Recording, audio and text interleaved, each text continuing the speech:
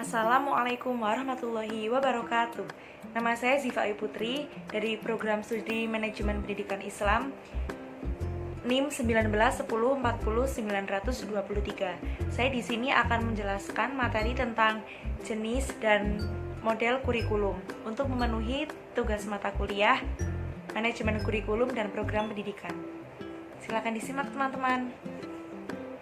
Baik teman-teman, di sini saya akan menjelaskan materi tentang jenis dan macam kurikulum.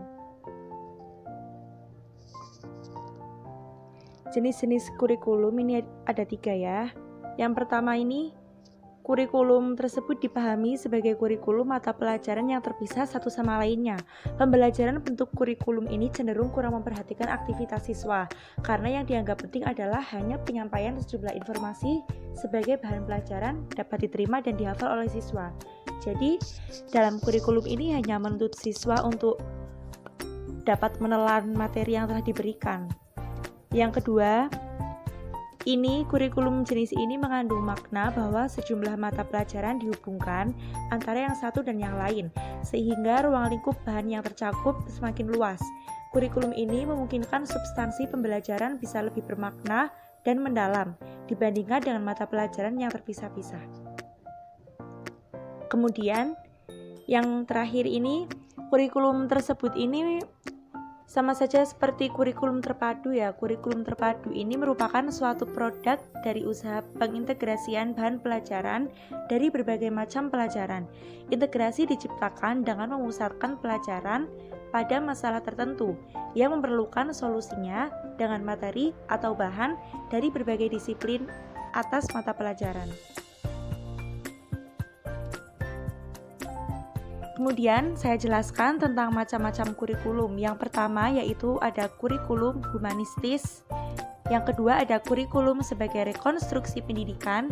Yang ketiga ada kurikulum sebagai teknologi. Dan yang keempat kurikulum subjek akademik. Baik, kurikulum humanistis ini, dalam kurikulum humanistis itu memandang bahwa kurikulum sebagai alat untuk mengembangkan diri setiap individu siswa. Kurikulum hendaknya dapat memberikan kesempatan kepada setiap siswa untuk mewujudkan diri sesuai dengan potensi yang dimiliki. Jadi, dalam kurikulum humanistis ini tuh lebih mengembangkan sikap siswa gitu ya. Jadi, siswa tersebut dapat mengembangkan diri sendiri. Kemudian, konsep kurikulum ini melahirkan bentuk kurikulum yang berpusat pada anak didik atau child-centered curriculum. Kemudian, kurikulum sebagai rekonstruksi sosial. Kurikulum ini menekankan pentingnya kurikulum sebagai alat untuk melakukan rekonstruksi atau penyusunan kembali corak kehidupan dan kebudayaan masyarakat. Kurikulum ini melahirkan bentuk kurikulum yang berpusat pada kegiatan atau activity curriculum. Sekolah tidak menyediakan mata pelajaran khusus. Jadi, kurikulum sebagai rekonstruksi sosial ini tuh lebih ke banyak proyek gitu. Jadi siswa lebih dituntut untuk melakukan beberapa proyek, tetapi sekolah tidak menyediakan mata pelajaran khusus. Jadi yang dimaksud kurikulum ini menekankan pentingnya kurikulum sebagai alat untuk melakukan rekonstruksi atau penyusunan kembali corak kehidupan dan kebudayaan masyarakat.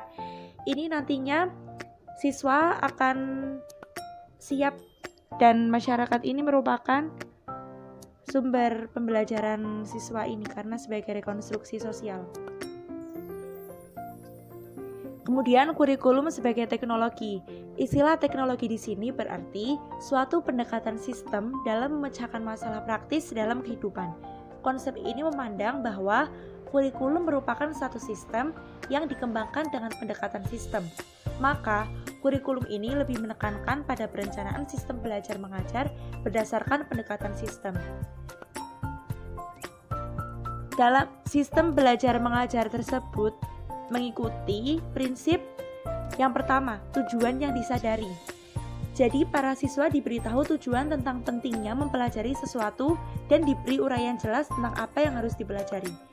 Kedua, praktik yang sesuai.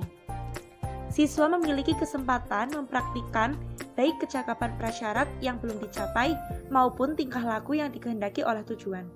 Kemudian, pengetahuan tentang hasil. Dalam pengetahuan tentang hasil tersebut, siswa diberi umpan balik yang menunjukkan apakah tanggapan mereka sudah mencukupi, lalu dibantu untuk memenuhi syarat. Jadi dalam pengetahuan tentang hasil ini tuh seperti evaluasi begitu ya. Kemudian yang terakhir ada kurikulum subjek akademik. Kurikulum ini dilakukan dengan merencanakan kegiatan mempelajari bahan pelajaran yang bersifat akademis. Tujuan dari kurikulum ini yaitu untuk melatih siswa dalam menggunakan gagasan yang paling bermanfaat dan proses menyelidiki masalah riset khusus.